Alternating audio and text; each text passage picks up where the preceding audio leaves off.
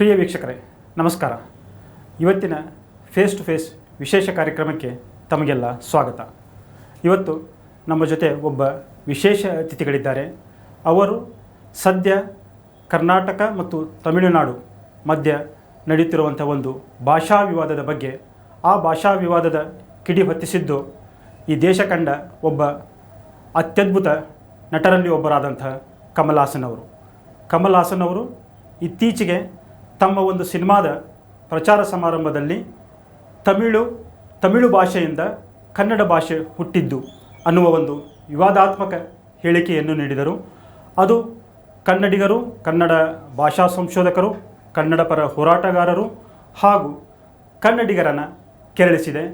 ಈ ಬಗ್ಗೆ ನಿಜವಾಗಲೂ ತಮಿಳಿನಿಂದ ಕನ್ನಡ ಹುಟ್ಟಿದ್ದ, ತಮಿಳು, ತೆಲುಗು ಹಾಗೂ ಕನ್ನಡ ಭಾಷೆಗಳು ಈ ಭಾಷೆಗಳ ಮೂಲ ದ್ರಾವಿಡನ ಅನ್ನುವ ಬಗ್ಗೆ ಹಾಗೂ ವಿಸ್ತೃತವಾಗಿ ಚರ್ಚಿಸುವ ಬಗ್ಗೆ ಕನ್ನಡ ಅಭಿವೃದ್ಧಿ ಪ್ರಾಧಿಕಾರದ ಅಧ್ಯಕ್ಷರಾದಂಥ ಹಾಗೂ ಕನ್ನಡ ಸಂಶೋಧಕರು ಹಾಗೂ ಎಕ್ಸ್ಪರ್ಟ್ ಕೂಡ ಆದಂತಹ ಡಾಕ್ಟರ್ ಪುರುಷೋತ್ತಮ್ ಬಿಳಿಮಲೆ ಅವರು ನಮ್ಮ ಜೊತೆಗಿದ್ದಾರೆ.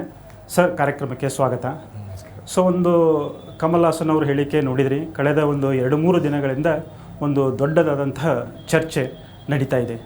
ನಿಜವಾಗಲೂ ಕಮಲ್ ಹಾಸನ್ ಹೇಳಿದ್ದೇನು? ಅವರಲ್ಲಿ ನಿಜವಾಗೂ ಒಂದು ಅಹಂಭಾವ ಇತ್ತ?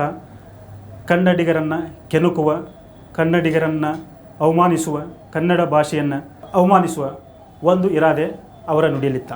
ಅವರು ತಮ್ಮ ಹೊಸ ಸಿನಿಮಾದ ಬಿಡುಗಡೆಗೋಸ್ಕರ ಬಂದಿದ್ದಾರೆ. ಹಾಗಾಗಿ ತಾನು ಯಾವ ರಾಜ್ಯದಲ್ಲಿ ಸಿನಿಮಾ ಬಿಡುಗಡೆ ಮಾಡಬೇಕು, ಅವರ ವಿರೋಧವನ್ನು ಕಟ್ಟಿಕೊಂಡ್ರೆ ಆಗೋದಿಲ್ಲ ಎಂಬ ಒಂದು ಪ್ರಜ್ಞೆ ಅವರ ಹತ್ರ ಖಂಡಿತವಾಗ್ಲೂ ಇರ್ತದೆ. ಅವರು ಮಾತಾಡುವಾಗ ಏನು ಹೇಳಿದರು ಅಂತಂದರೆ, ನಾನು ತಮಿಳನ್ನು ತುಂಬ ಪ್ರೀತಿಸ್ತೇನೆ, ತಮಿಳಿನಿಂದ ಕನ್ನಡ ಹುಟ್ಟಿದ್ದರಿಂದ ಕನ್ನಡವನ್ನು ಪ್ರೀತಿಸುತ್ತೇನೆ ಅಂತ ಒಂದು ಪ್ರೀತಿಯ ಮಾತೆ ಹೇಳಿದರು ಅವರು. ಹಾಗೆ ಹೇಳುವಾಗ ತಮಿಳಿಂದ ಕನ್ನಡ ಹುಟ್ಟಿತು ಎಂಬ ಒಂದು ಸ್ಟೇಟ್ಮೆಂಟು ತೀರಾ ಬೌದ್ಧಿಕವಾಗಿ ಯೋಚಿಸಿ ಹೇಳಿದಾಗೆ ಕಾಣಲಿಲ್ಲ. ಒಂದು ಭಾವನಾತ್ಮಕವಾಗಿ ಅದನ್ನು ಹೇಳಿದರು. ಆದರೆ ಅದು ತಪ್ಪು. ಅವರು ಹೇಳಿದ್ದು ತಪ್ಪು. ತಮಿಳಿನಿಂದ ಕನ್ನಡ ಹುಟ್ಟಲಿಲ್ಲ. ಅವರು ಭಾಷಾಶಾಸ್ತ್ರಜ್ಞರ ಅಲ್ಲದೇ ಇರುವುದರಿಂದ ಅವರು ಅಂತ ತಪ್ಪು ಮಾಡಿದರೆ, ತಪ್ಪು ಹೇಳಿದರೆ ಅದರಲ್ಲಿ ದೊಡ್ಡ ತಲೆಬಿಸಿ ಮಾಡಿಕೊಳ್ಳುವಂಥದ್ದು ಏನಿಲ್ಲ ಅಂತ ನನಗೆ ಆ ಕ್ಷಣಕ್ಕೆ ಅನ್ನಿಸಿತು. ಅಯ್ಯೋ, ನಾವು ಎಷ್ಟೋ ಬಾರಿ ತಪ್ಪು ಮಾಹಿತಿಗಳನ್ನು ಹೇಳ್ತೇವೆ, ನಮ್ಗೆ ಗೊತ್ತಿರುವುದಿಲ್ಲ ಹೇಳ್ತೇವೆ. ಆಮೇಲೆ ಅಯ್ಯೋ ಗೊತ್ತಿರಲಿಲ್ಲ ಕಣಯ್ಯ, ನೀನು ಹೇಳಿದ ಮೇಲೆ ಒಳ್ಳೇದಾಯ್ತು ಅಂತ ನಾವು ಸರಿ ಮಾಡ್ತೀವಿ, ಅಷ್ಟೇ.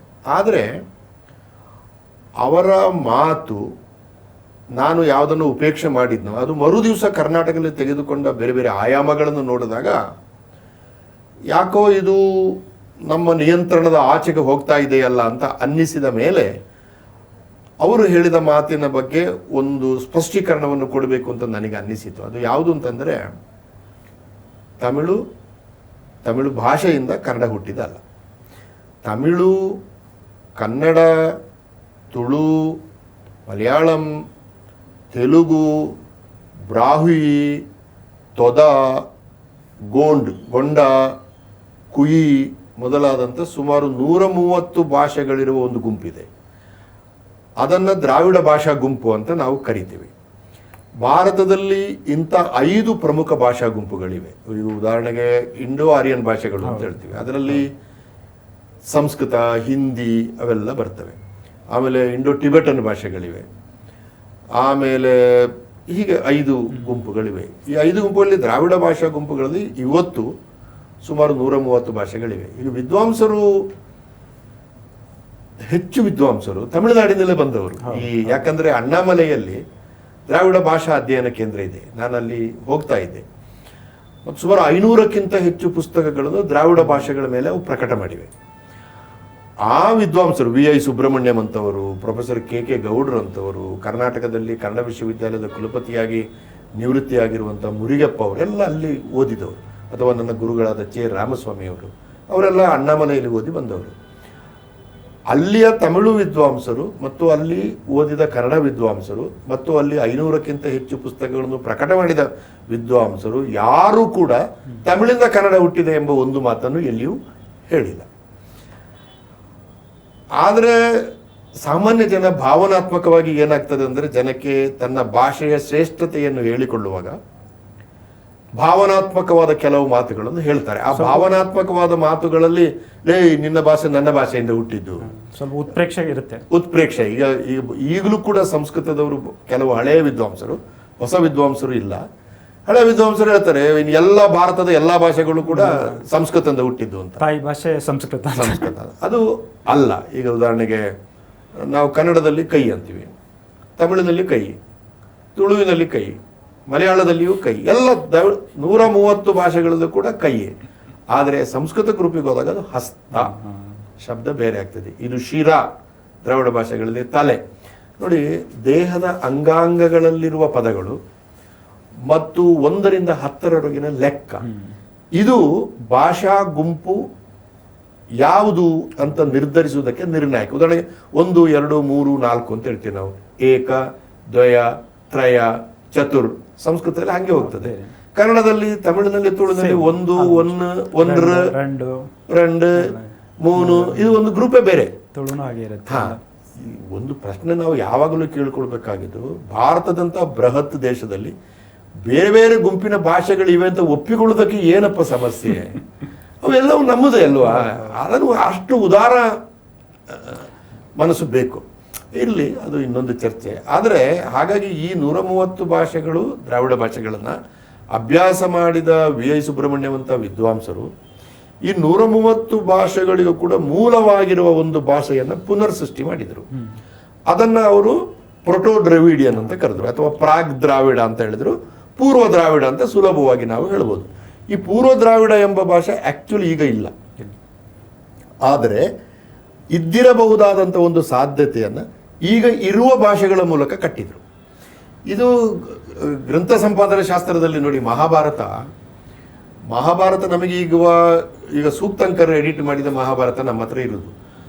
ಸೂಕ್ತಂಕರ್ 36 ವರ್ಷ ಕೆಲಸ ಮಾಡಿದಾಗ ಅವರು ಮಹಾಭಾರತದ ಪಠ್ಯಗಳನ್ನು ಎಷ್ಟು ಕಲೆಕ್ಟ್ ಮಾಡಿದ್ರು ಅಂದರೆ 1128 ಪಠ್ಯಗಳನ್ನು ಕಲೆಕ್ಟ್ ಮಾಡಿದರು.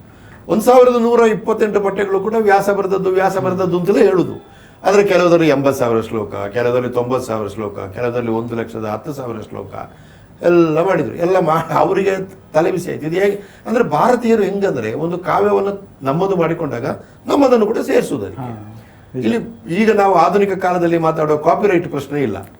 ಹೌದೌದು, ಅವ ವ್ಯಾಸ ಗಣಪತಿಯ ಆರಾಧನೆ ಮಾಡಿದ್ರೆ ತ್ರಿವೇಂದ್ರಮಲ್ಲಿ ಅದನ್ನು ಕಾಪಿ ಮಾಡುವ ಅಲ್ಲಿಯ ದೇವರನ್ನು ಸೇರಿಸಿಕೊಳ್ತಾನೆ. ಮಧುರೆಯಲ್ಲಿ ಮಾಡೋನು ಮಧುರೈ ಇದು ಅದರಲ್ಲಿ ನನ್ನ ದೇವರು ಯಾಕೆ ಬೇಡ? ಇದು ಒಂದು ಚಂದ. ಇದು ಅಂದ್ರೆ ಒಂದು ಕಾವ್ಯವನ್ನು ಇಡೀ ದೇಶ ಬರೀತದೆ, ಚಂದ ಇದೆ. ಅಲ್ಲಿ ಸ್ಥಳೀಯ ಇದಕ್ಕೆ ಒಗ್ಗೂಡೋ ಥರ ಮಾಡ್ತಾರೆ.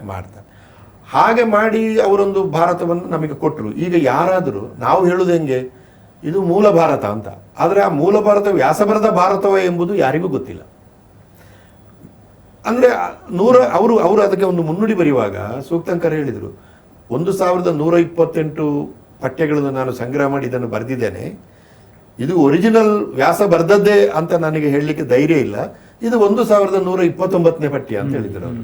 ಎಷ್ಟು ದೊಡ್ಡ ಮಾತು, ಎಷ್ಟು ಉದಾರವಾದ ಮಾತು. 40 ವರ್ಷ ಕೆಲಸ ಮಾಡಿದ ಮೇಲೆ ಹೇಳಿದ ಮಾತದು. ಹಾಗೆ ಇರುವ ಭಾಷೆಗಳ ಕೆಲವು ಗುಣಲಕ್ಷಣಗಳನ್ನು ನೋಡಿಕೊಂಡು ಮೂಲದಲ್ಲಿ ಇರಬಹುದಾದ ಭಾಷೆಯನ್ನು ಪುನರ್ರಚನೆ ಮಾಡಿದರು. ಉದಾಹರಣೆಗೆ ಮೂಲ ಭಾಷೆ ಪ್ರಾಗ್ದ್ರಾವಿಡದಲ್ಲಿ ಮೂಲ ಭಾಷೆಯಲ್ಲಿ ಮಹಾಪ್ರಾಣಗಳಿಲ್ಲ. ಕನ್ನಡದಲ್ಲಿ ಮಹಾಪ್ರಾಣ ಇದೆ, ಆದರೆ ತುಳುವಿನಲ್ಲಿಲ್ಲ, ಮಲಯಾಳದಲ್ಲಿಲ್ಲ, ತಮಿಳಿನಲ್ಲಿಲ್ಲ, ಕುಯಿಯಲ್ಲಿಲ್ಲ, ಬ್ರಾಹ್ಮಿಯಲ್ಲಿಲ್ಲ, ಅನೇಕ ಭಾಷೆಗಳಿಲ್ಲ. ಅದರದ್ದು ಏನು ಮಾಡ್ತಾರೆ ಅಂದರೆ ಅನೇಕ ಭಾಷೆಗಳಲ್ಲಿ ಇಲ್ಲದೆ ಇರುವುದರಿಂದ ಅದು ಇಲ್ಲ. ಕನ್ನಡಕ್ಕೆ ಸಂಸ್ಕೃತದ ಒಂದು ಮುಖಾಮುಖಿ ಪಂಪನ ಕಾಲದಿಂದಲೇ, ಕವಿರಾಜ ಮಾರ್ಗ ಕಾಲದಿಂದಲೇ ನಡೆದದ್ದರಿಂದ ಅದು ಮಹಾಪ್ರಾಣವನ್ನು ತೆಕ್ಕೊಂಡಿತು. ಭಾಷೆ ಬೆಳವಣಿಗೆಯಲ್ಲಿ ಇರ್ತದೆ.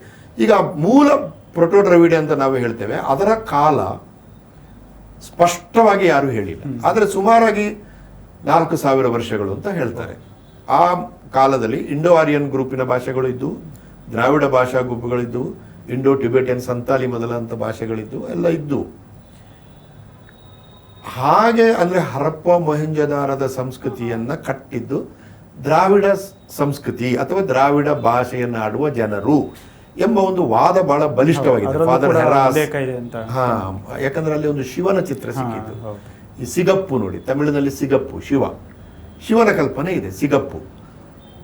ಆದ್ದರಿಂದ ಅದು ಹಾಗೆ ಒಂದು ವಾದ. ಈಗ ಅದು ಸಂಸ್ಕೃತಿಗಿಂತ ಹೆಚ್ಚಾಗಿ ಹರಪ್ಪ ಮತ್ತು ಮೊಹೆಂಜದಾರೋ ಪತನ ಆದ ಮೇಲೆ ಕಾರಣಾಂತರಗಳಿಂದ ಕೆಲವರು ಉತ್ತರ ಕರಾಚಿ ಕಡೆ ಹೋದರು, ನೋಡಿ ಅಲ್ಲಿ ಬ್ರಾಹ್ಮಿ ಭಾಷೆ ಅಲ್ಲಿ ಇದೆ. ಹೌದು. ಅದು ದ್ರಾವಿಡ ಭಾಷೆ. ಒರಿಸ್ಸಾ ಎಲ್ಲ. ಆಮೇಲೆ ಅನೇಕರು ಗಂಗಾ ಮತ್ತು ಯಮುನಾ ದಡಕ್ಕೆ ಭಾರತಕ್ಕೆ ಬಂದು ಪಶ್ಚಿಮ ಬಂಗಾಳದವರೆಗೆ ಹೋಗಿ ಆಮೇಲೆ ದಕ್ಷಿಣಕ್ಕೆ ತಿರುಗಿ ಒಡಿಯಾಕ್ಕೆ ಬಂದು ಈಗಿನ ಆಂಧ್ರಕ್ಕೆ ಬಂದು ಅಲ್ಲಿಂದ ಈಗಿನ ಕರ್ನಾಟಕಕ್ಕೆ ಬಂದು ಇದು ವಲಸೆ. ಈ ವಲಸೆ ಹೋಗುವಾಗ ಜನ ಸುಮ್ಮನೆ ಹೋಗುವುದಿಲ್ಲ, ಕೆಲವರು ನಿಲ್ತಾರೆ ಕೂಡ. ಹಾಗೆ ನಿಂತವರು ಮೂಲ ಭಾಷೆಯನ್ನು ಮಾತಾಡ್ತಾ ಒಂದು 400-500 ವರ್ಷದಲ್ಲಿ ಮೂಲ ಭಾಷೆಯ ಕೆಲವು ಗುಣಗಳನ್ನು ಇಟ್ಟುಕೊಂಡು ಕನ್ನಡ ಸ್ವತಂತ್ರವಾದ ಭಾಷೆಯಾಗಿ ಬೆಳೀತದೆ ಅದು. ಹಾಗೆ ನೋಡಿ, ಕುಯಿ ಸ್ವತಂತ್ರವಾದ ಭಾಷೆಯಾಗಿ ಒಡಿಸ್ಸಾದಲ್ಲಿದೆ, ತಮಿಳು ಸ್ವತಂತ್ರವಾದ ಭಾಷೆಯಾಗಿ ತಮಿಳುನಾಡಿನಲ್ಲಿದೆ, ಕನ್ನಡ ಸ್ವತಂತ್ರವಾದ ಭಾಷೆಯಾಗಿ ಕರ್ನಾಟಕದಲ್ಲಿ ಬೆಳೆಯಿತು, ತುಳು ಸ್ವತಂತ್ರ ಭಾಷೆಯಾಗಿ ತುಳುನಾಡಿನಲ್ಲಿ ಬೆಳೆಯಿತು, ಕೊಡವ ಬೆಳೆಯಿತು, ಕೊರಗ ಭಾಷೆ ಬೆಳೆಯಿತು, 130 ಭಾಷೆಗಳು ಬೆಳೆದು. ಅಂದರೆ ನಾನು ಏನು ಹೇಳಕ್ಕೆ ಪ್ರಯತ್ನ ಪಡ್ತಿದ್ದೆ ಅಂದರೆ, ಇವು ಒಂದು ಭಾಷೆಯಿಂದ ಇನ್ನೊಂದು ಭಾಷೆ ಹುಟ್ಟಿದಲ್ಲ, ಈ ಎಲ್ಲ ಭಾಷೆಗಳು ಕೂಡ ಒಂದು ತಾಯಿಯ ಗರ್ಭದಿಂದ ಬಂದವು. ಇವಕ್ಕೆ ಸಮಾನವಾದ ಗುಣಗಳು ಇದೆ, ಭಿನ್ನವಾದ ಗುಣಗಳು ಕೂಡ ಇದೆ. ಆದರೆ ಒಂದೇ ಮೂಲದಿಂದ ಬಂದಿರೋದ್ರಿಂದ ಸಮಾನ ಅಂಶಗಳು ಅಧಿಕವಾಗಿದೆ. ಸೋದರತ್ವ ಸಂಬಂಧ ಇರಬಹುದು. ಇಲ್ಲ. ಆದ್ದರಿಂದ ಈ ಭಾಷೆಗಳು ದ್ರಾವಿಡ ಭಾಷಾ ಗುಂಪಿನಲ್ಲಿರುವ 130 ಭಾಷೆಗಳಿಗೂ ಕೂಡ ಸಹೋದರ ಸಂಬಂಧವೇ ವಿನಃ ತಂದೆ ಮಗು ಅಥವಾ ತಾಯಿ ಮಗುವಿನ ಸಂಬಂಧ ಅಲ್ಲ. ಇದನ್ನ ವಿದ್ವಾಂಸರು ಹೇಳಿದ್ದಾರೆ, ನಾನೇನು ಹೊಸದಾಗಿ ಹೇಳಿಲ್ಲ. ಈ ನಿಟ್ಟಿನಿಂದ ನೋಡಿದಾಗ ಕಮಲ್ ಹಾಸನ್ ಅವರು ಹೇಳಿದ್ದು ಒಂದು ತಪ್ಪು ಮಾಹಿತಿ.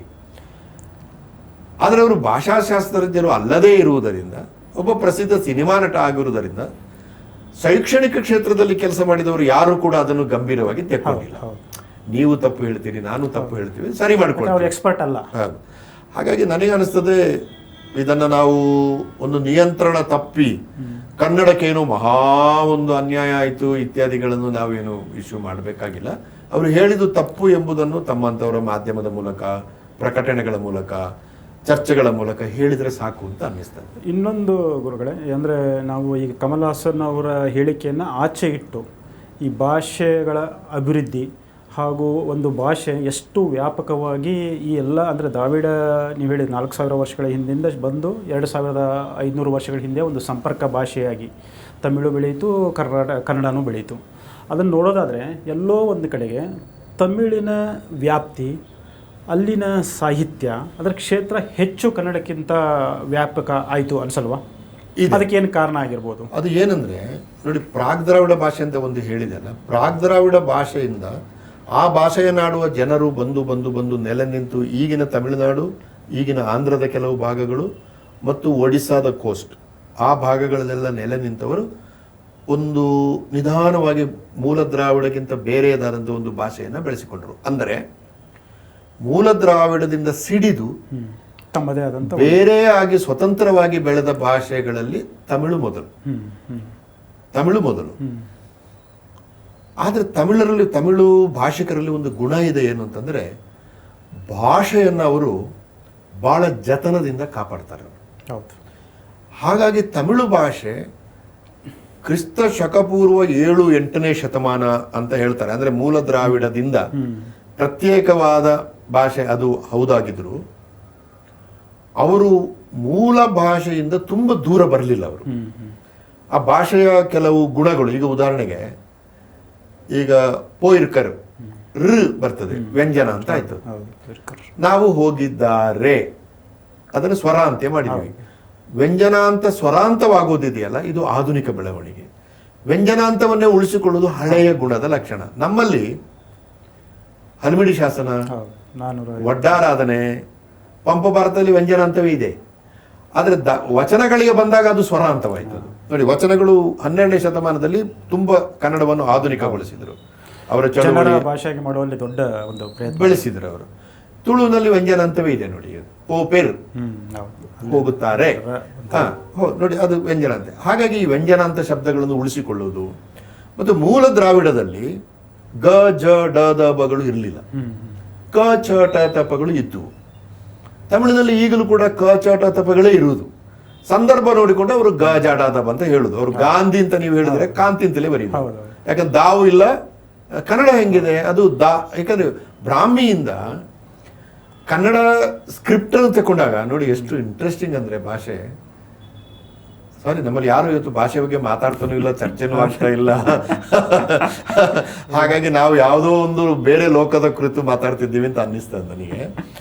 ನೋಡಿ, ಬ್ರಾಹ್ಮಿಯಿಂದ ಕನ್ನಡ ಲಿಪಿ ಹುಟ್ಟಿಕೊಂಡಾಗ ಆ ಕಾಲದ ವಿದ್ವಾಂಸರು ಬ್ರಾಹ್ಮಿಯಲ್ಲಿರುವ 52 ಅಕ್ಷರಗಳು ಕೂಡ ಇರಲಿ ಅಂತ ಕನ್ನಡಕ್ಕೆ ಇಟ್ಟುಕೊಂಡ್ರು. ಇದು ಆ ಕಾಲದ ಕನ್ನಡದ ಮನೋಸೆಟ್, ಮೈಂಡ್ ಸೆಟ್. ಅದು ಇರಲಿ ಅಂತ. ಜಗಳ ಆಗಿರ್ಬೇಕು, ಇದೆಲ್ಲ ನಮಗೆ ಬೇಡ, ಇಷ್ಟು ಯಾಕೆ ಬೇಕು, ಈಗ ಶಾ ಯಾಕೆ ಬೇಕು, ನಾ ಯಾಕೆ ಬೇಕು, ನ್ಯಾ ಯಾಕೆ, ಹೇಳಕ್ಕೆ ಬರಲ್ಲ ನಮಗೆ. ಕೈಯಾರ ಕಿಂಜಣ್ಣರೈ ಅಂತ ಹೇಳಕ್ ಬರಲ್ಲ, ಕಿಂಜಣ್ಣರೈ ಅಂತ ಬಳುವಾರ ಮಹಮ್ಮದ್ ಕುಂಜಿ ಹೇಳಕ್ಕೆ ಬರೋದನ್ನು ಒಂದು ಇಟ್ಕೊಳ್ಳೋದು ಯಾಕೆ ನಾವು? ಈ ತರ ಎಲ್ಲ ವಾದಗಳಿರ್ತವೆ. ಆದರೆ ಆ ಕಾಲದಲ್ಲಿ ಇರ್ಲಿ 52 ಅಂತ ಇಟ್ಟುಕೊಂಡ್ರು.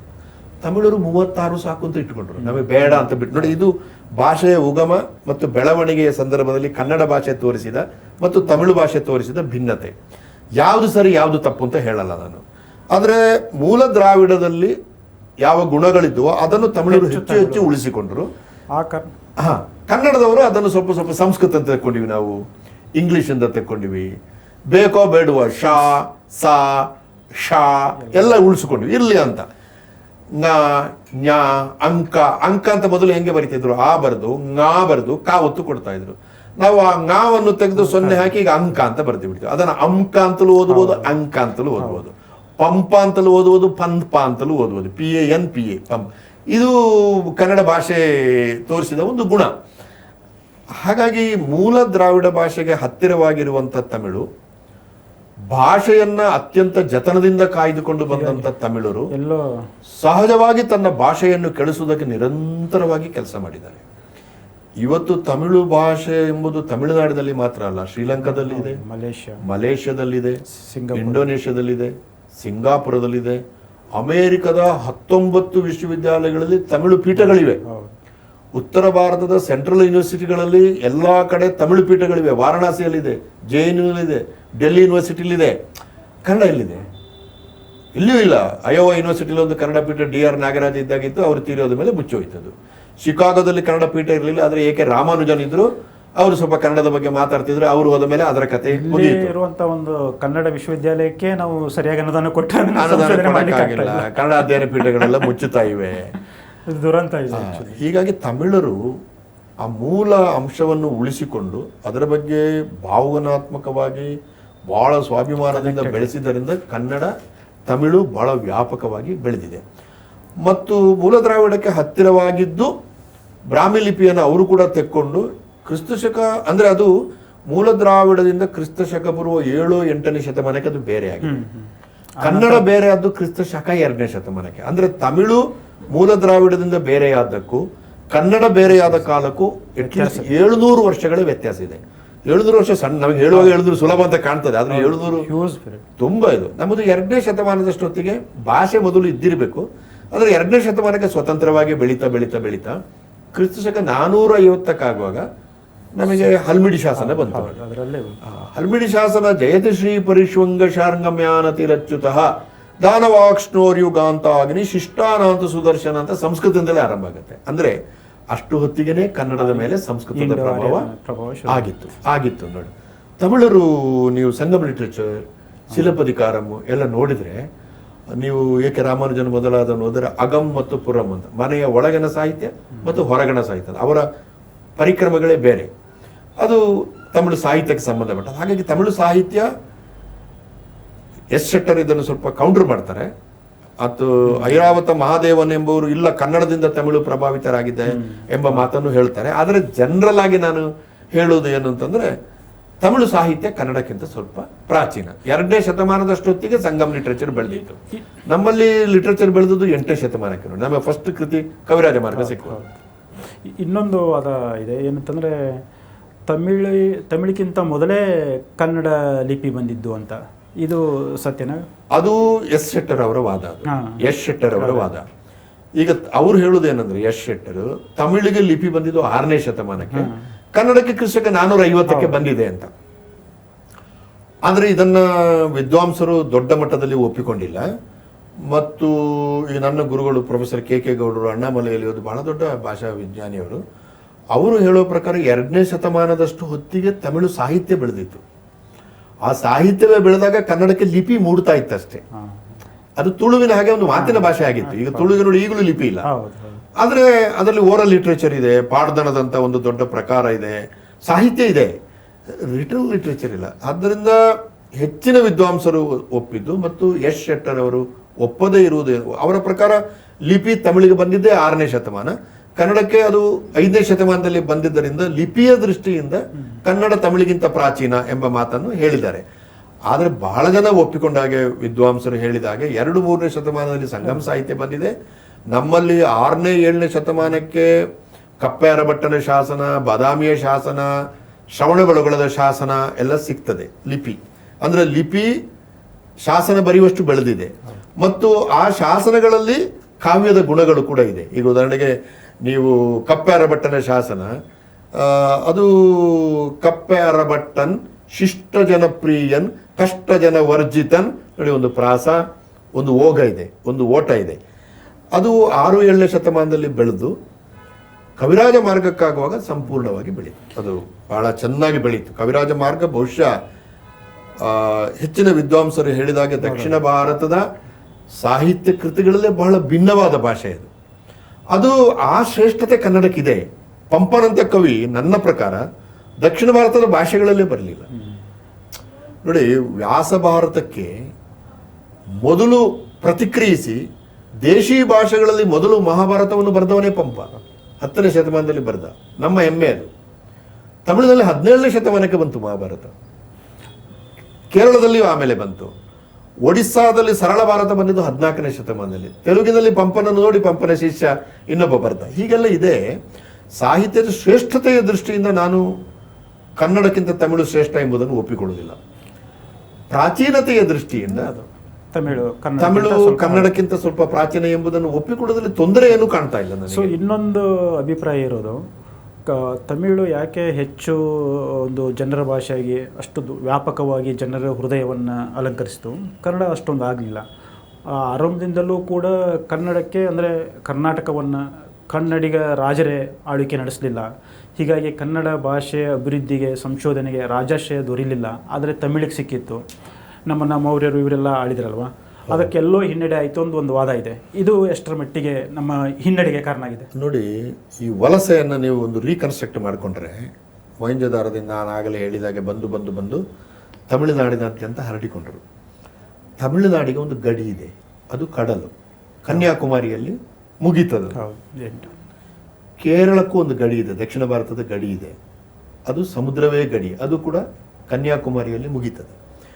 ಆದರೆ ನೃಪತುಂಗ ನಮ್ಮಲ್ಲಿ ಏನು ಹೇಳ್ತಾನೆ ಒಂದು ಮಾತು, ಕವಿರಾಜ ಮಾರ್ಗಕಾರ, ಕಾವೇರಿಯಿಂದ ಗೋದಾವರಿಯವರ ಮೇಲೆ, ಅಂದ್ರೆ ನಮ್ಮ ದಕ್ಷಿಣದ ಗಡಿ ಕಾವೇರಿ, ಕನ್ಯಾಕುಮಾರಿ ಅಲ್ಲ.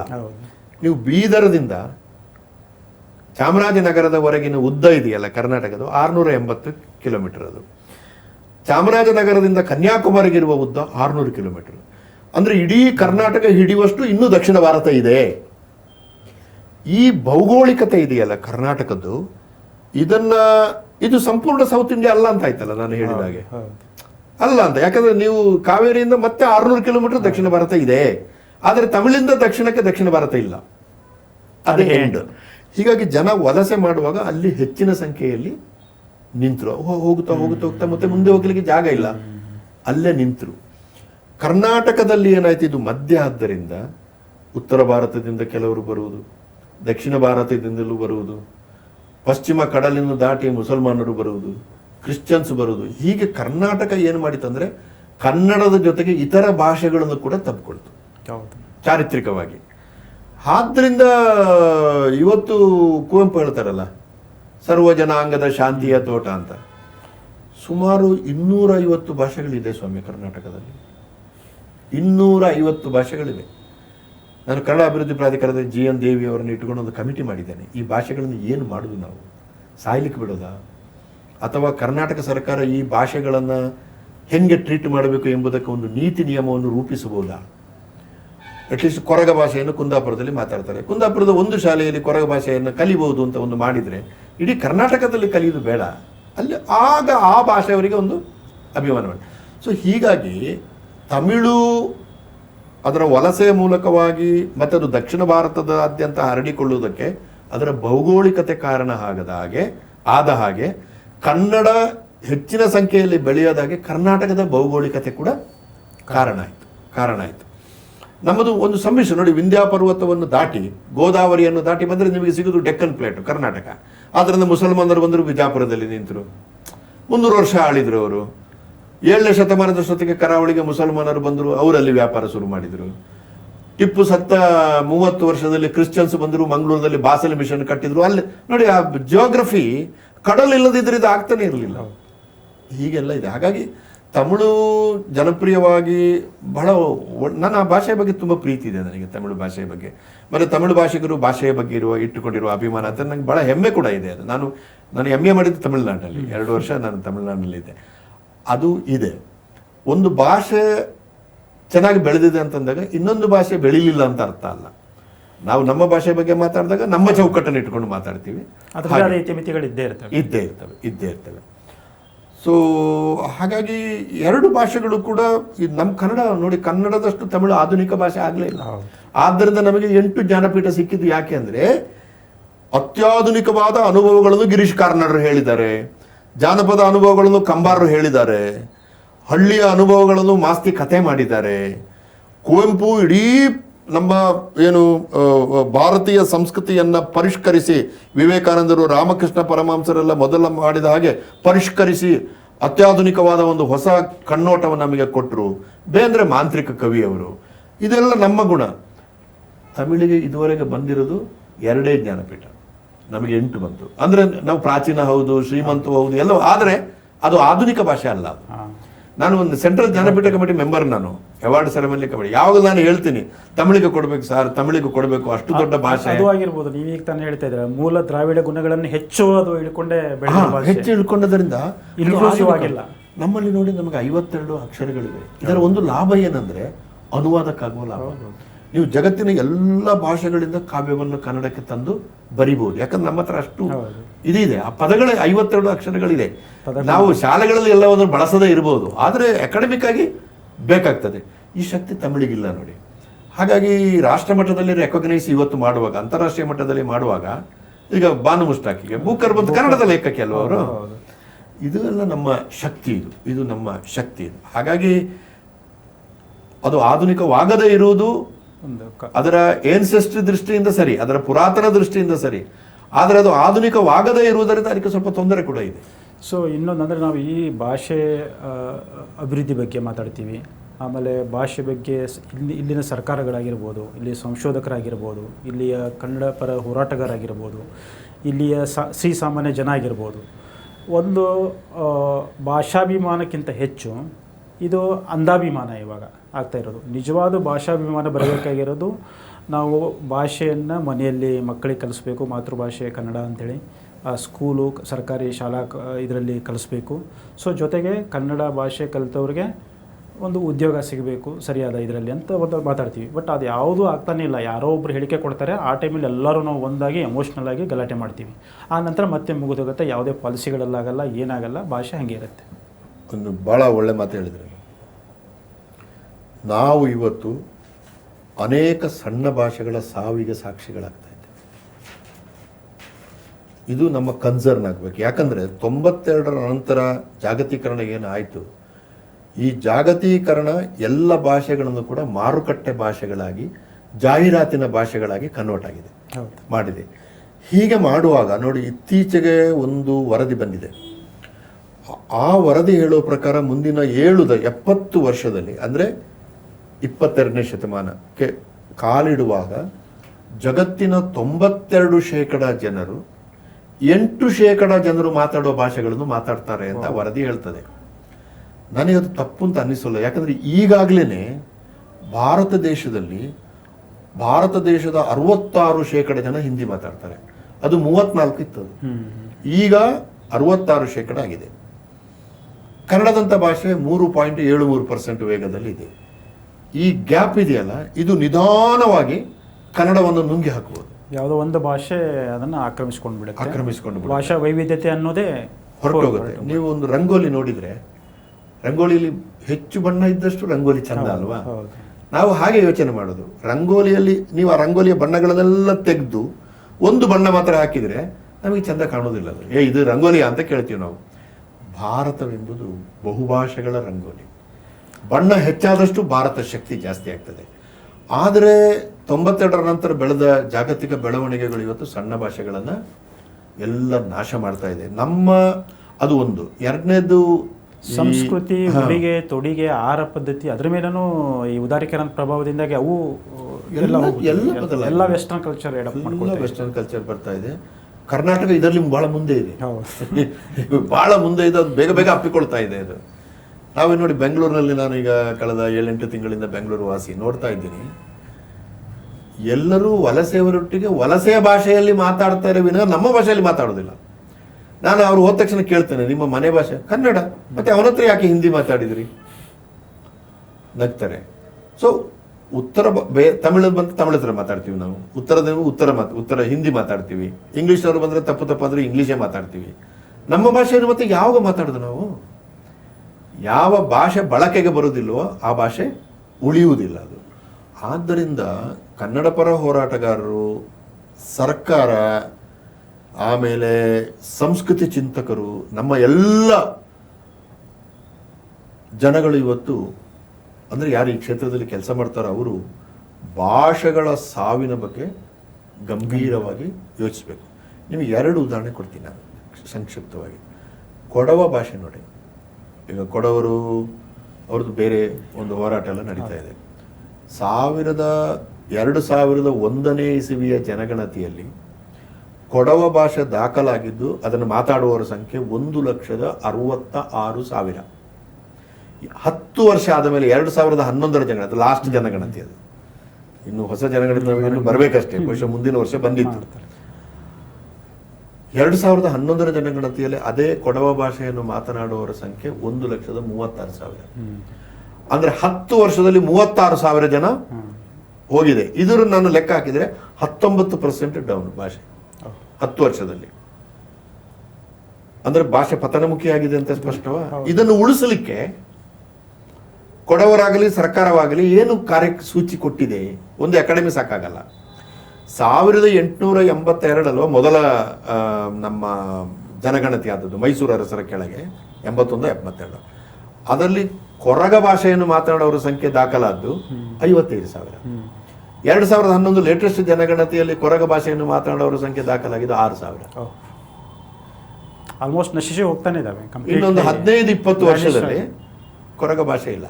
ನಾನು MA ಮಾಡ್ತಿದ್ದಾಗ 1979ರಲ್ಲಿ ಕುಂದಾಪುರದ ಹತ್ರ ಒಂದು ಭಾಷೆ ಇತ್ತು, ಬೆಳಾರಿ ಭಾಷೆ ಅಂತ. ನನ್ನ ಮೇಷ್ಟ್ರು ಕುಶಾಲಪ್ಪ ಗೌಡರು ಲಿಂಗ್ವಿಸ್ಟ್ ಅವರು, ಯಾವುದಾದ್ರೂ ಗೊತ್ತಿಲ್ಲದ ಭಾಷೆ ಬಗ್ಗೆ ಒಂದು ಬರಿ ಅಂತಂದ್ರು. ನಾನು ಯಾರೋ ಕೇಳಿದೆ, ಕುಂದಾಪುರಕ್ಕೆ ಹೋದೆ, ಬೆಳಾರಿ ಭಾಷೆಯ ಬಗ್ಗೆ ಸ್ವಲ್ಪ ಅಧ್ಯಯನ ಮಾಡಿ ಒಂದು ಲೇಖನ ಬರೆದೆ. ಖುಷಿ ಆಯಿತು. ಇವತ್ತು ಇದು ನಾನು ಮಾಡಿದ್ದು 1979. ಇದು 2025ರಲ್ಲಿ ಒಬ್ಬ ಬೆಳಾರಿ ಭಾಷೆ ಮಾತಾಡೋನಿಲ್ಲ, ಎಕ್ಸ್ಟಿಂಕ್ಟ್ ಆಗೋಗಿದೆ. ನನ್ನ ನಡುವೆ ನೋಡಿ 30-40 ವರ್ಷದಲ್ಲಿ ಭಾಷೆ ಹೋಗಿದೆ. ಸೆರಾ ಅಂತ ಒಂದು ಭಾಷೆ ಇತ್ತು ಅಂಡಮಾನ್ ನಿಕೋಬಾರ್ನಲ್ಲಿ, ಆ ಅಂಡಮಾನ್ ಭಾಷೆಯ ಗುಂಪಿನಲ್ಲಿ. 2021 ಕೊರೋನಾ ಬಂತಲ್ಲ ಸರ್, ಒಬ್ಬರು ಲಾಸ್ಟ್ ಸ್ಪೀಕರ್ ಸತ್ತು ಹೋಗ್ಬಿಟ್ರು ನೋಡಿ. ಆಶ್ಚರ್ಯ. ಕೊಂಕಣಿ ಬಹಳ ದೊಡ್ಡ ಭಾಷೆ ಇದು, ಆದರೆ ಅದರ ಬೆಳವಣಿಗೆಯಲ್ಲಿ 9% ಡೌನ್ ತೋರಿಸ್ತಾ ಇದೆ ಮಾತನಾಡೋರ ಸಂಖ್ಯೆ. ಸೊ ಹಿಂದಿ ಮಾತ್ರ 66% ಬೆಳೀತಾ ಉಂಟು. ಇನ್ನು ಎಲ್ಲ ಭಾಷೆಗಳು ಕೂಡ ಪತನಮುಖಿ ಆಗ್ತಾ ಇದ್ದಾಗ, ಅಂದರೆ ಹಿಂದಿ ಹೇರಿಕೆ ಒಂದು ಸದ್ದುಗದ್ದಲಿಲ್ಲದೆ ನಡೀತಾನೆ ಇದೆ ನಿರಂತರವಾಗಿ. ಬಹಳ ನಡೀತಾ ಇದೆ. ಈಗ 3 ಭಾಷಾ ಸೂತ್ರ ಅಂತಾರೆ. ಹೌದು, ಅದು ನಮ್ಮ ಭಾಷೆಗೆ ಪ್ರಿಫರೆನ್ಸ್ ಸಿಗೋದೇ ಇಲ್ಲ. ಶಾಲೆಯಲ್ಲಿ 90,000 ಮಕ್ಕಳು ಹಿಂದಿಯಲ್ಲಿ ಫೇಲ್ ಆದರು SSLCಯಲ್ಲಿ. 1,62,000 ಮಕ್ಕಳು SSLCಯಲ್ಲಿ ಕನ್ನಡದಲ್ಲಿ ಫೇಲ್ ಆದರು. PUCಯಲ್ಲಿ 66,000 ಮಕ್ಕಳು ಫೇಲ್ ಆದರು. ಭಾಷೆ ಅಂದರೆ ಇದು ಭಾಷೆ ಕುಸಿತಿರೋದರ ಸೂಚನೆ. ಅಂದರೆ ಸರ್, ನನಗೆ ಒಂದು ಅರ್ಥ ಆಗ್ತಾ ಇಲ್ಲ. ಇಷ್ಟೊಂದು ಸಂಶೋಧನೆಗಳು ಇದ್ದಾವೆ, ಕನ್ನಡ ಅಧ್ಯಯನ ಪೀಠಗಳಿದ್ದಾವೆ, ಎಂತೆಂಥ ಭಾಷಾ ಎಕ್ಸ್ಪರ್ಟ್ಸ್ಗಳು ನಮ್ಮ ರಾಜ್ಯದಲ್ಲಿದ್ದಾರೆ, ದೊಡ್ಡ ದೊಡ್ಡ ಸಾಹಿತಿಗಳಿದ್ದಾರೆ. ಸೊ ಇಂಥದ್ದು ಎಲ್ಲ ಇದ್ದರೂ ಕೂಡ ಯಾಕೆ ಈ ಆಳುವಂಥ ರಾಜಕಾರಣಿಗಳಿಗೆ ನಮ್ಮ ಭಾಷೆ, ನಮ್ಮ ಲ್ಯಾಂಗ್ವೇಜ್ ಇದನ್ನು ಉಳಿಸ್ಕೋಬೇಕು, ಇದನ್ನು ಬೆಳೆಸಬೇಕು, ಇದನ್ನು ಬರುವ ನೆಕ್ಸ್ಟ್ ಜನ್ರೇಷನ್ ಮಕ್ಕಳಿಗೆ ನಾವು ಇನ್ಕಲ್ಕೇಟ್ ಮಾಡಲಿಕ್ಕೆ ಇದು ಮಾಡಬೇಕು ಅನ್ನೋ ಒಂದು ಯಾಕೆ ಆ ಮನಸ್ಥಿತಿ ಬರಲ್ವಾ ಅಂತ? ಈ ವಿಷಯದಲ್ಲಿ ಒಮ್ಮತ ಎಲ್ಲಿದೆ ನಮ್ಮಲ್ಲಿ? ಸಾಹಿತಿಗಳು ಹೇಳೋದು, ಸರ್ ನಮ್ಮ ಪುಸ್ತಕ ಮಾರಾಟ ಆಗೋದಿಲ್ಲ ಅಂತ ಅಷ್ಟೇ. ಪ್ರಾಥಮಿಕ ಶಾಲಾ ಶಿಕ್ಷಕರು ಸರ್ ನಮ್ಮ ಜಾಬ್ ಹೋಗ್ತಾ ಇದೆ ಅಂತ. KPSC ಅವರಲ್ಲಿ ಗಲಾಟೆ ಮಾಡೋದು ಸರ್ ಅನುವಾದ ಸರಿ ಇಲ್ಲ ಅಂತ. ಅಂದರೆ ಅವರವರ ಸ್ವಾರ್ಥ ಕೇಂದ್ರಿತವಾಗಿ ಮಾತ್ರ ಕನ್ನಡವನ್ನು ಅನಲೈಸ್ ಮಾಡ್ತಾ ಇದ್ದಾರೆ ವಿನಃ ಒಬ್ಬ ಪ್ರಕಾಶಕನಿಗೆ ಗೊತ್ತಿರಬೇಕು ನನ್ನ ಪುಸ್ತಕ ಮಾರಾಟ ಆಗ್ತಾ ಇಲ್ಲ ಅಂತಂದ್ರೆ ಕನ್ನಡ ಭಾಷೆ ತೊಡಕಿನಲ್ಲಿದೆ ಅಂತ ಅವನಿಗೆ ಗೊತ್ತಿರಬೇಕು. KPSCಯಲ್ಲಿ ಕೆಲಸ ತಗೊಳ್ಳುವವನಿಗೆ, ಕನ್ನಡದ ಹೆಸರು ಹೇಳಿ ಕೆಲಸ ತಗೊಳ್ಳುವವನಿಗೆ KPSCಯಲ್ಲಿ ನನಗೆ ಒಂದು ಕೆಲಸ ಸಿಕ್ಕಿದ್ರೆ ನನ್ನ ಮಗ ಕನ್ನಡ ಶಾಲೆಗೆ ಹೋಗಬೇಕು ಎಂಬ ಒಂದು ಪ್ರಜ್ಞೆ ಇರಬೇಕು. ಎಲ್ಲಿ ಮಾಡ್ತಾರೆ? ಎಲ್ಲ ಇಂಗ್ಲಿಷ್ ಮೀಡಿಯಂ ಶಾಲೆಗೆ ಕಳಿಸ್ತಾರೆ. ಆದ್ದರಿಂದ ಸ್ವಾರ್ಥ ಕೇಂದ್ರಿತವಾದಂಥ ಕನ್ನಡ ಹೋರಾಟ ಇದೆಯಲ್ಲ, ಇದರಿಂದ ಕನ್ನಡಕ್ಕೆ ವಿಶೇಷವಾದ ಲಾಭ ಆಗುವುದಿಲ್ಲ. ಆದ್ದರಿಂದ ನಾವು ಇದನ್ನು ಒಟ್ಟಿಗೆ ಕುಳಿತು ಭಾಷೆ ಸಂಸ್ಕೃತಿಯ ಬಗ್ಗೆ ಹೊಸ ಯೋಚನೆಗಳನ್ನು ಬೆಳೆಸುವ ಹಾಗೆ ಮಾಡಬೇಕು. ಸರ್ಕಾರಿ, ನಾನು ಕನ್ನಡ ಶಾಲೆಗಳು ಮುಚ್ಚುತ್ತಾ ಇದ್ದಾಗ ಮಾನ್ಯ ಶಿಕ್ಷಣ ಸಚಿವರ ಹತ್ರ ಹೋದೆ. ಅದೇ ದಿವಸ ಪೇಪರ್ಲಿ ಬಂದ ಮರುದಿವಸ ಹೋದೆ ನಾನು. ಪಾಪ ಚೆನ್ನಾಗಿ ಮಾತಾಡಿದ್ರು. ನಾನು ಹೇಳಿದೆ, ಏನು ಸರ್ ನೀವು ಕನ್ನಡ ಶಾಲೆಗಳಲ್ಲಿ ಇಂಗ್ಲಿಷ್ ಮಾಧ್ಯಮ ಶಾಲೆಗಳನ್ನು ಶುರು ಮಾಡಿದರೆ ಕನ್ನಡ ಎಲ್ಲಿ ಉಳಿತದೆ? ನಮ್ಮ ಜನ ಇಂಗ್ಲಿಷ್ ಮೀಡಿಯಂ ಅಂದ್ರೆ ಓಡೋಡಿ ಹೋಗ್ತಾರೆ. ನಾವೇ ಅವ್ರನ್ನ ತೂಕಡಿಸುವವನಿಗೆ ಹಾಸಿಗೆ ಕೊಟ್ಟಾಗ್ತದೆ. ಅವರು ಚೆನ್ನಾಗಿ ಹೇಳಿದ್ರು. ಅವರು ಏನು ಹೇಳಿದ್ರು ಅಂದರೆ, ನೋಡಪ್ಪ, ಜನಗಳು ಬಂದು ನಮಗೆ ಇಂಗ್ಲಿಷ್ ಮೀಡಿಯಂ ಶಾಲೆಗಳು ಬೇಕು ಅಂತ ಕೇಳ್ತಾರೆ. ಕೇಳಿದನ್ನು ಕೊಡುವುದು ನಮ್ಮ ಕೆಲಸ. ನಾಳೆ ನೀವು ಕನ್ನಡ ಪರ ಹೋರಾಟಗಾರರನ್ನ ಅಥವಾ ಕನ್ನಡಿಗರನ್ನ ಕರ್ಕೊಂಡ್ಬಂದು ಕನ್ನಡ ಮೀಡಿಯಂ ಶಾಲೆಗಳು ಬೇಕು ಅಂತ ಕೇಳಿ ನಾವು ಅದನ್ನು ಕೊಡ್ತೇವೆ ಅಂತೇಳಿ ಅವರು ನುಣುಚಿಕೊಂಡ್ರು. ಇವತ್ತು ಏನಾಗ್ತಿದೆ, 3-4 ಸಾವಿರ ಶಾಲೆಗಳು ಇಂಗ್ಲಿಷ್ ಮಾಧ್ಯಮ ಶಾಲೆಗಳಾಗಿ ಕನ್ವರ್ಟ್ ಆದ್ದರಿಂದ ಕನ್ನಡ ಶಾಲೆಗಳು ಎಲ್ಲ ಮುಚ್ಚುತ್ತಾ ಇವೆ. ಅವಕ್ಕೆ ಟಾಯ್ಲೆಟ್ಗಳಿಲ್ಲ, ಕುಡಿಯುವ ನೀರಿಲ್ಲ, ಕಟ್ಟಡಗಳಿಲ್ಲ. 1,90,000 ಕ್ಲಾಸ್ ರೂಮ್ಗಳಿವೆ. 65,000 ಕ್ಲಾಸ್ ರೂಮ್ಗಳು ನಾನ್ ಫಂಕ್ಷನಲ್. ಟೀಚರ್ಸ್ ಇಲ್ಲ. 55,000 ಟೀಚರ್ಸ್ಗಳು ಪರ್ಮನೆಂಟ್ ಆಗಿ ಅಪಾಯಿಂಟ್ಮೆಂಟ್ ಆಗಬೇಕು ಇವತ್ತು. ಅದು ಆಗ್ತಾ ಇಲ್ಲ. 2026 ಮಾರ್ಚ್ 31ಕ್ಕೆ 36,000 ಟೀಚರ್ಸ್ ರಿಟೈರ್ಡ್ ಆಗ್ತಾರೆ. ನೀವು ಸೇರಿಸಿ 55,000 ಪ್ಲಸ್ 36,000 ಅಂದರೆ ಹೆಚ್ಚು ಕಡಿಮೆ 2026 ಏಪ್ರಿಲ್ 1ಕ್ಕೆ 1 ಲಕ್ಷ ಟೀಚರ್ಸ್ಗಳನ್ನ ನೇಮಕಾತಿ ಮಾಡಬೇಕು. ಟೀಚರ್ಸ್ ಒಂದೇ ಅಲ್ಲ, ಯಾವುದೇ ನೇಮಕಾತಿಗಳಾಗ್ತಾ ಇಲ್ಲ. ಹೀಗಾಗಿ ಭಾಷೆಗಳು ಇವತ್ತು ತೀವ್ರವಾದ ಬಿಕ್ಕಟ್ಟಿನಲ್ಲಿ ಇರುವಾಗ, ಬಿಕ್ಕಟ್ಟನ್ನೋಕ್ಕಿಂತ ದೊಡ್ಡ ಒಂದು ಕನ್ನಡ ಭಾಷೆ ಮತ್ತು ಕನ್ನಡ ಮಾಧ್ಯಮವಾಗಿ ಒಂದು ಭಾಷೆ ಅತ್ಯಂತ ಆತಂಕಕಾರಿ ಪರಿಸ್ಥಿತಿಯಲ್ಲಿದೆ ಅನಿಸುತ್ತೆ ಅಲ್ವಾ? ಖಂಡಿತ ಗ್ರೇವ್ ಸಿಚುವೇಶನ್ ಅಂತ. ಇದನ್ನ ಎಲ್ಲರೂ ಸೇರಿ ಹೋರಾಟ ಮಾಡಿ ನಿಲ್ಲಿಸದೇ ಹೋದರೆ ಮುಂದಿನ 100 ವರ್ಷದಲ್ಲಿ ಕನ್ನಡ ಒಂದು ಮಾತನಾಡುವ ಭಾಷೆಯಾಗಿ ಮಾತ್ರ ಉಳಿಯುತ್ತದೆ. ಬರವಣಿಗೆ ಭಾಷೆಯಾಗಿ ಉಳಿಯುವ ಸಾಧ್ಯತೆಗಳು ಭಾರಿ ಕಡಿಮೆ. ನೀವು ಇವತ್ತು ಬರವಣಿಗೆ ಭಾಷೆ ಕನ್ನಡ ಮಾಧ್ಯಮ ಶಾಲೆಗಳಲ್ಲಿ ಇಂಗ್ಲಿಷ್ ಮಾಧ್ಯಮ ಶಾಲೆಗಳನ್ನು ಮಾಡಿ ಸರ್ಕಾರಿ ಶಾಲೆಗಳನ್ನು ಉಳಿಸಬೇಕು ಎಂಬುದು ಶಿಕ್ಷಣ ಮಂತ್ರಿಗಳ ಉದ್ದೇಶ. ಅವರು ಹೇಳ್ತಾರೆ, ಇಂಗ್ಲಿಷ್ ಮಾಧ್ಯಮ ಮಾಡಿದ ಕೂಡಲೇ ಸರ್ಕಾರಿ ಶಾಲೆ ಕನ್ನಡ ಮಕ್ಕಳು ಬರಲಿಕ್ಕೆ ಶುರು ಆಗಿದ್ದಾರೆ, ಶಾಲೆಗಳು ಉಳಿತವೆ ಅಂತ. ಆಯಿತು, ನಾವು ಕೇಳಬೇಕಾದ ಪ್ರಶ್ನೆ, ಈ ಇಂಗ್ಲಿಷ್ ಮಾಧ್ಯಮ ಶಾಲೆಗಳನ್ನು ನೀವು ಮಾಡಿದಾಗ, ಈಗ ಇಂಗ್ಲೀಷಿನ ಅಗತ್ಯವನ್ನು ನಾನು ನಿರಾಕರಿಸ್ತಾ ಇಲ್ಲ. ಇವತ್ತು ಇಂಗ್ಲೀಷ್ ಬೇಕೇ ಬೇಕು. 1ನೇ ಕ್ಲಾಸಿಂದಲೇ ಒಳ್ಳೆಯ ಇಂಗ್ಲೀಷನ್ನು ನಾವು ನಮ್ಮ ಮಕ್ಕಳಿಗೆ ಹೇಳಿಕೊಡಲೇಬೇಕು. ಆದರೆ ಪ್ರಾಥಮಿಕ ಹಂತದಲ್ಲಿ ಕನ್ನಡ ಮಾಧ್ಯಮ ಕೂಡ ಬೇಕಂದರೆ ಮಾತೃಭಾಷೆ ಉಳಿತದೆ ಮತ್ತು ಮಾತೃಭಾಷೆಯಲ್ಲಿ ಮಗುವಿನ ಸರ್ವಾಂಗೀಣ ಅಭಿವೃದ್ಧಿ ಸಾಧ್ಯ ಎಂಬುದನ್ನು ಜಗತ್ತಿನ ಎಲ್ಲ ಶಿಕ್ಷಣ ತಜ್ಞರು ಕೂಡ ಒಪ್ಪಿಕೊಂಡಿದ್ದಾರೆ. ನಾವು ನೀವಲ್ಲ, ಇದು ಯಾರು ಒಬ್ಬ ಕೂಡ ಅದು ಬೇಕಾಗಿಲ್ಲ ಅಂತ ಹೇಳಿಲ್ಲ. ಈಗ ನೋಡಿ ಎಂಥ ಬಿಕ್ಕಟ್ಟು ಬರ್ತಾ ಇದೆ ಅಂದರೆ, ಕನ್ನಡ ಶಾಲೆಗಳು ಮುಚ್ಚುತ್ತಾ ಇವಲ್ಲ, ಆ ಟೀಚರ್ಗಳಿಗೆ ಟ್ರೈನಿಂಗ್ ಕೊಟ್ಟು ಅವರನ್ನು ಇಂಗ್ಲೀಷ್ ಪಾಠ ಮಾಡಲಿಕ್ಕೆ ಹೇಳೋದು. ನಮ್ಮ ಕನ್ನಡ ಪಾಠ ಮಾಡುವ ಕ್ರಮವೇ ಮತ್ತು ನಮ್ಮ ಕನ್ನಡ ಪಠ್ಯಕ್ರಮಗಳು 50 ವರ್ಷ ಹಿಂದೆ ಇದೆ. ಅರ್ಧ ಶತಕ ಹಿಂದೆ ಇದೆ. ಪೆಡಗಾಜಿ ಅಂತ ಹೇಳ್ತೀವಲ್ಲ ನಾವು, ಅದು ಹಿಂದೆ ಇದೆ. ನಮ್ಮ ಪಠ್ಯಪುಸ್ತಕಗಳಲ್ಲಿ ನಾವು ಸಾಹಿತ್ಯ ಹೇಳಿಕೊಡೋದು, ಭಾಷೆ ಹೇಳಿಕೊಡೋದು. ನಾವು ಪ್ರಾಥಮಿಕ ಮಟ್ಟದಲ್ಲಿ ಹೇಳಿಕೊಡ್ಬೇಕಾಗಿರೋದು ಭಾಷೆ. ನಾನು ಹೋಗುತ್ತೇನೆ, ಅವನು ಹೋಗುತ್ತಾನೆ, ಅವಳು ಹೋಗುತ್ತಾಳೆ, ಅದು ಗೋಡೆ, ಇವನು ಮೋಹನ. ಅಂದರೆ ಸರ್ವನಾಮಗಳು ಮತ್ತು ನಾಮಪದಗಳನ್ನು ಸರಿಯಾಗಿ ಜೋಡಿಸಲಿಕ್ಕೆ ನಾವು ಹೇಳಿಕೊಟ್ರೆ ನೀವು ಒಂದು 25% ಕನ್ನಡ ಬಂತು. ಇವತ್ತು ನೀವು ಎಲೆಕ್ಟ್ರಾನಿಕ್ ಮೀಡಿಯಾದಲ್ಲಿದ್ದೀರಿ, ನೀವು ಪ್ರಿಂಟ್ ಮೀಡಿಯಾಕ್ಕೆ ಹೋಗಿ ಅವರಿಗೆ ಲೇಖನಗಳು ಬರ್ತವೆ, ಬರೀ PhD ಥೀಸಿಸ್ಗಳು ಬರ್ತವಲ್ಲ, ಅವನು ಹೋಗುತ್ತದೆ ಅಂತ ಬರೀತಾರೆ.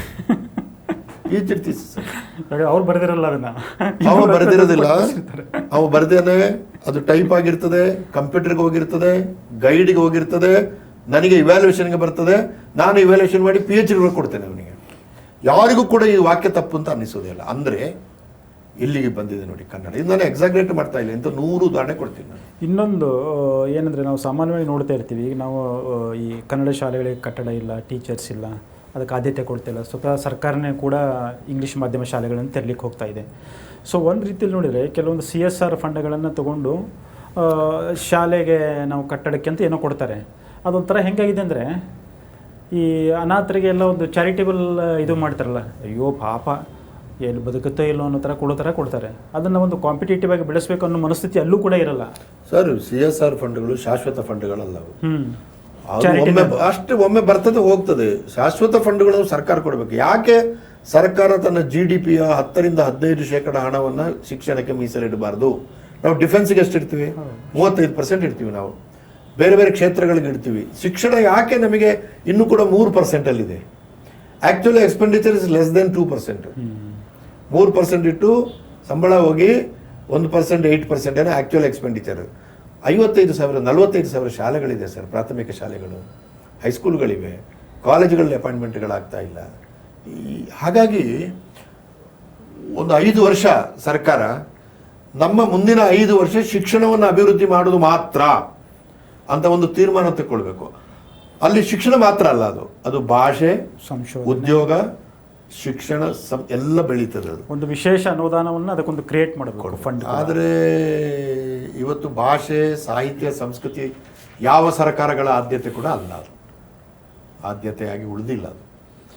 ಹೀಗಾಗಿ ಒಂದು ಬಿಕ್ಕಟ್ಟಲ್ಲಿ ಇದೆ. ನಾವು ಇದನ್ನು ಹೆಂಗೆ ಬರಬೇಕು ಅಂತಂದರೆ ಇದಕ್ಕೆ ಎಲ್ಲರೂ ಒಟ್ಟಾಗಬೇಕು. ಮೀಡಿಯಾದವರು ಒಟ್ಟಾಗಬೇಕು, ಬುದ್ಧಿವಂತರು ಒಟ್ಟಾಗಬೇಕು, ಲೇಖಕರು ಒಟ್ಟಾಗಬೇಕು. ಈಗೆಲ್ಲ ಸ್ವಕೇಂದ್ರಿತ ಅದು, ಅವರವರು. ಈಗ ನಾನು ಪ್ರಾಧಿಕಾರದಲ್ಲಿ ಕೆಲಸ ಮಾಡಿದರೆ 3 ವರ್ಷಕ್ಕೆ ನನಗೆ ಪ್ರಾಧಿಕಾರದಲ್ಲಿ ಏನು ಮಾಡಬೇಕು ಅಷ್ಟೇ ಮಾಡೋದು, ನಾನು ಹೋಗೋದು, ಆಮೇಲೆ ನನಗೆ ಸಂಬಂಧ ಇಲ್ಲ.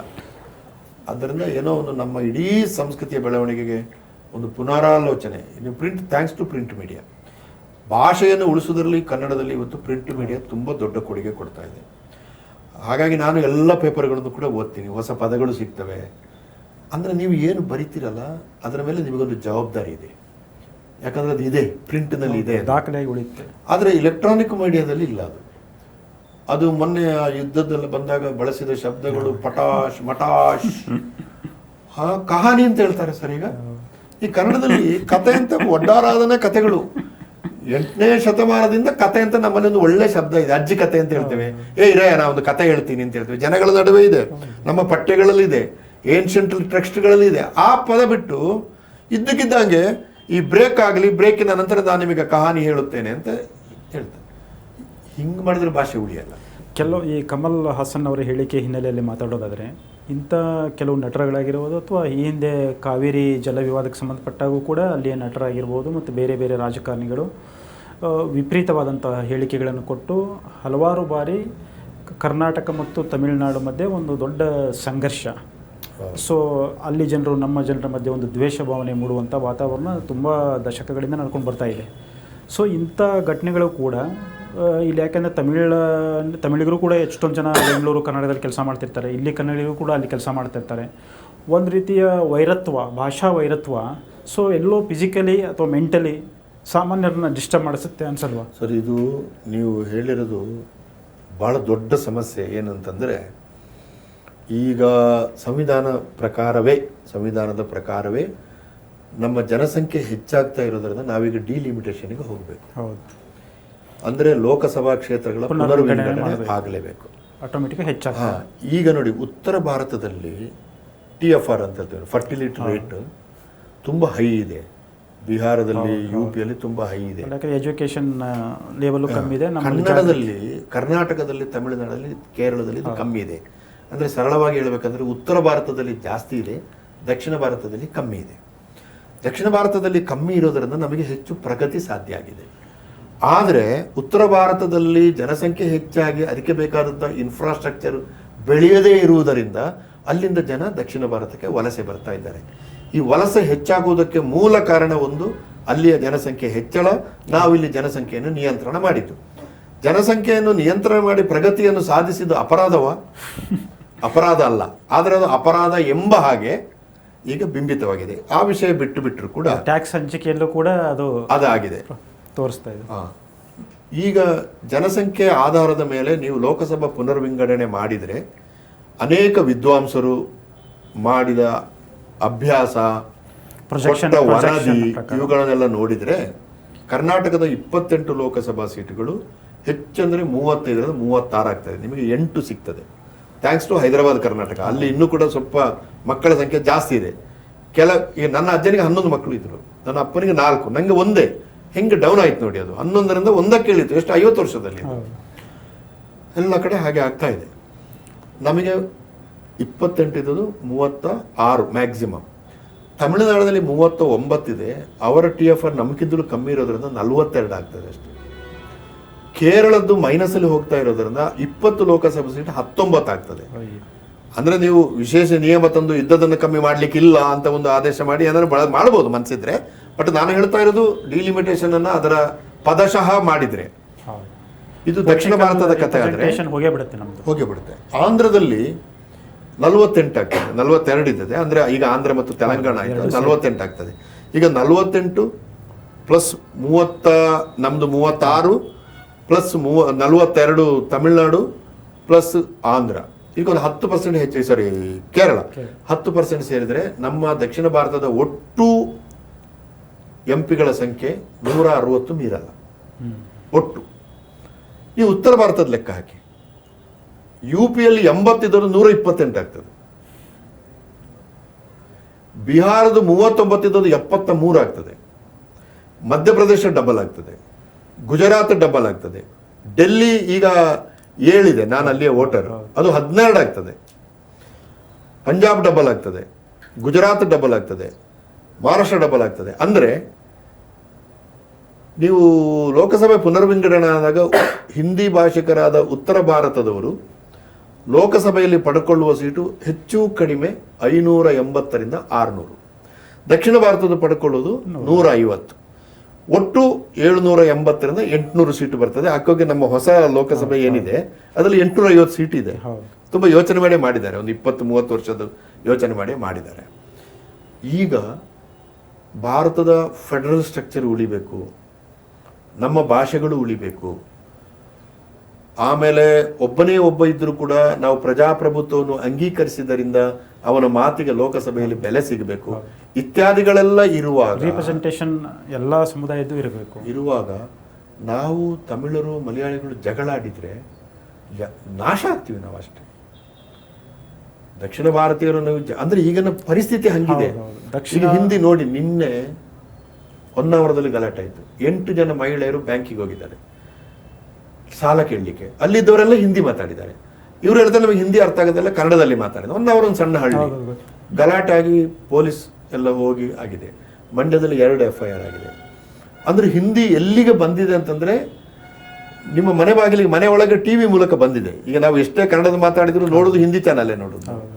ಹಿಂಗಾಗ್ಬಿಟ್ಟಾಗ ನಾವು ಅನ್ಯ ಭಾಷೆಗಳ ಆಕ್ರಮಣ, ಡಿಲಿಮಿಟೇಷನ್ ಇಂದ ದುರ್ಬಲವಾಗುತ್ತಿರುವ ಪ್ರಜಾಪ್ರಭುತ್ವ ಮತ್ತು ಫೆಡರಲ್ ಸಿಸ್ಟಮ್, ಇವುಗಳನ್ನು ಗಟ್ಟಿಗೊಳಿಸಬೇಕಾದ್ರೆ ನೀವು ದಕ್ಷಿಣ ಭಾರತೀಯರು ಒಟ್ಟಾಗದೆ ಹೋದರೆ ನಿಮಗೆ ವಾಯ್ಸ್ ಎಲ್ಲಿ ಬರ್ತದೆ? ನಾವು ಜಗಳಾಡಿದಷ್ಟು ಹೆಚ್ಚು ವೀಕ್ ಆಗ್ತೀವಿ ನಾವು. ಆದ್ದರಿಂದ ಕಮಲಾಸನ್ ಹೇಳಿದಂಥ ಒಂದು ಮಾತನ್ನ ಇಟ್ಟುಕೊಂಡು ನಾವು ಖಂಡಿಸುವ, ಅವ್ರು ಬೇಕಾದ್ರೆ ವಿಷಾದ ಸೂಚಿಸಲಿ, ಸರಿ ಇಲ್ಲ ಅಂತ ಹೇಳುವ, ಅದೆಲ್ಲ ಮಾಡಿದ್ದೇವೆ ನಾವು. ಕಿತ್ತಾಡೋದು ಬೇಡ ಅಂತ. ಆದರೆ ಅದರ ಆಚೆಗೆ ಇದು ತಮಿಳು ದ್ವೇಷವಾಗಿ, ಮಲಯಾಳ ದ್ವೇಷವಾಗಿ, ತುಳು ದ್ವೇಷವಾಗಿ ನೋಡಿ. ತುಳು ಮತ್ತು ಕನ್ನಡದ ನಡುವೆ ದ್ವೇಷ ಬೆಳೀತಾ ಇದೆ ಈಗ.